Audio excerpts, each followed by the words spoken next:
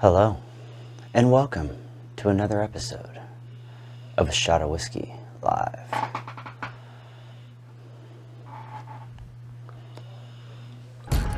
Is he like 1-3 now? We're first to last! Oh, dude. Count Belichick is fantasy football. Boom. Lindsay! Where's my meatloaf? We were aggressive in the trade market. We got ourselves some stellar players. Baby, can I get my drink? Let me get a little sip. Yeah, okay.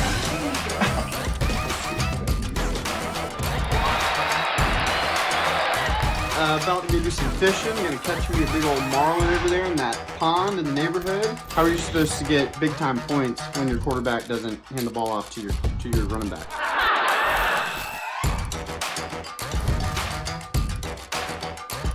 Sam here for A Shot of Whiskey News with a microphone that is definitely plugged in. Appreciate the almost weekly videos by our great commissioner. But I am trying to own my Howie and saying that I am connected. Three-time champion. I'm usually pretty humble, but I am the king.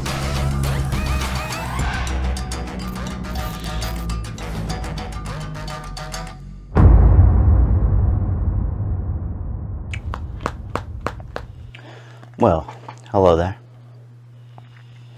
And, we got a barn burner of an episode today for you. Sorry, it's all, kind of combobulated.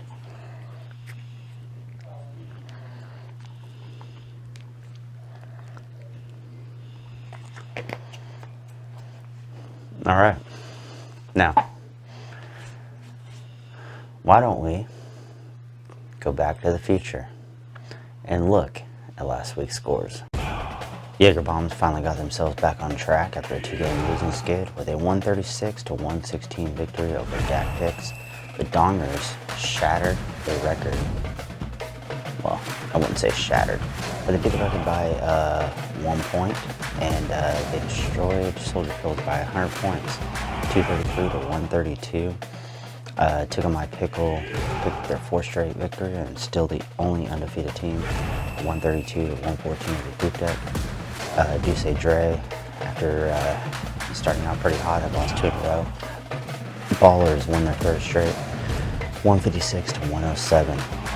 Team Michael Michaels pick up a win after losing one, 123-75 over Aztec Warriors.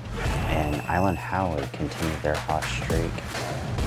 After losing the opener, they won 3 straight with a 176-125 over the struggling Discount Belichick. Alrighty, now let's look at the standings. We got Tickle My Pickle still in first at 4-0. We still got Unsolicited Dex in last, still at 0-4. We got a few teams with 3-1. We got Dongers, Island Howley, Ballers, Michael Michaels. Then we got Duce Dre and Jaeger Bombs at 2-2, right there in the middle.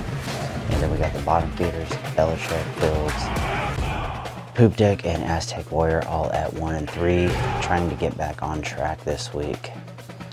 Alright, now let's go to the game. Hello, it's Anonymous here. I'm trying to take over the league. I have been posting cryptic tweets and X's and Instagrammies. I'm coming for you, dongs. I'm coming for you, dongs. You shall not pass. Wow. I have no idea what just happened right there. That anonymous guy keeps showing up here and there. Let's go to the game that nobody cares about.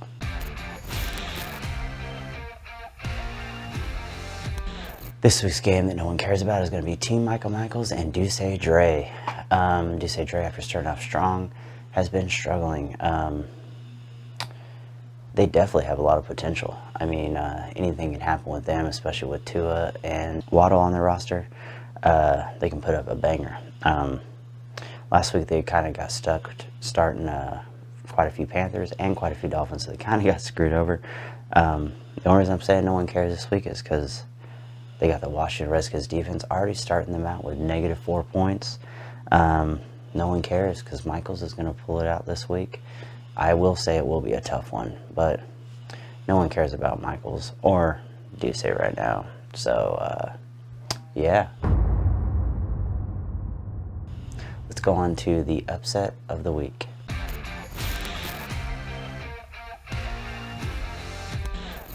This one, I know no one believes me, but I was going to pick unsolicited Dak picks before Thursday night.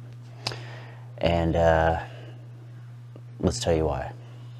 So we got unsolicited Dak picks and Island Howley 3 straight wins.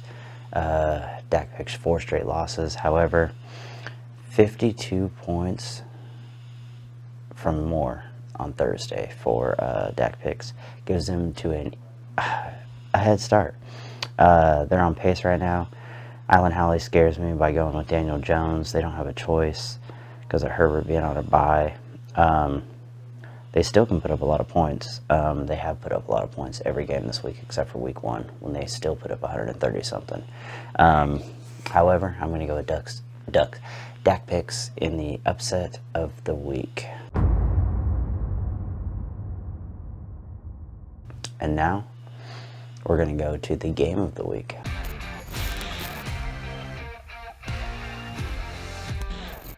This week game of the week is going to be Jaeger Bombs and Discount Belichick. They both need to win. Belichick 3-game losing streak.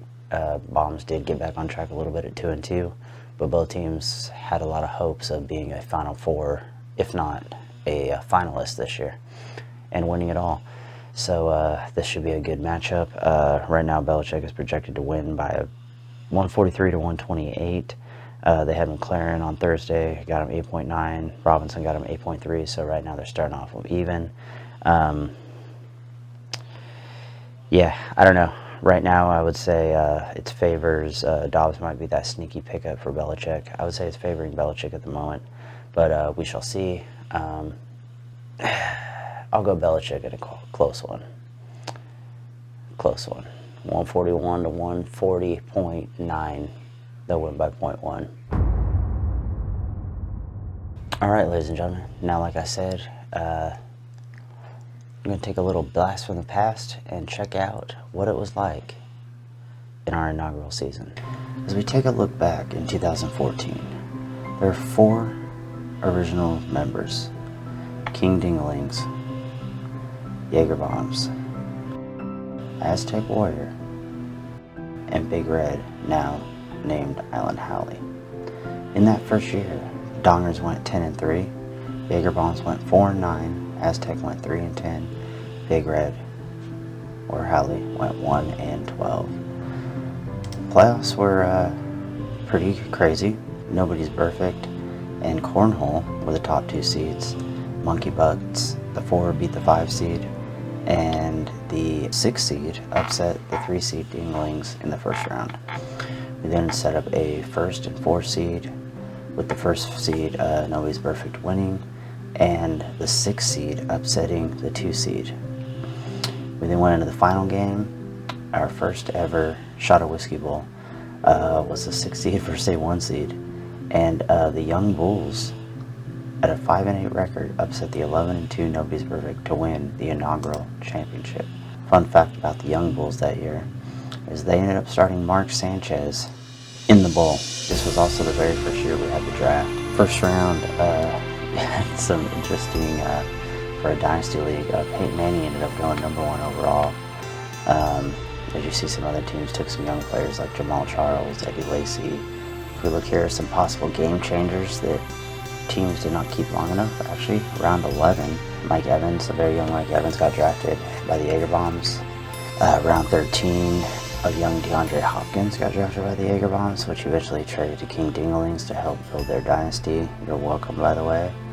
Other than that, a interesting note also was in the very last round that year, Travis Kelce was picked up by King Dinglings, drafted 3rd to the last pick overall. I know he didn't keep him because Tickle had him at one point. He traded him to Jaeger Bombs at one point, and Jaeger Bombs eventually traded him back to Dongers. But yeah, just thought that was kind of a maybe looking into the future. Hope you guys enjoyed that little tidbit, path down memory lane. Little quick, sweet, short, except for being interrupted by Anonymous this week. We'll see what happens next week. Maybe we'll get a guest, maybe we won't. I don't know. We shall see. We'll roll with the punches and roll where we go. Nobody knows. So here's a look at your Power Kings, and we will see each other next week on A Shot of Whiskey Live.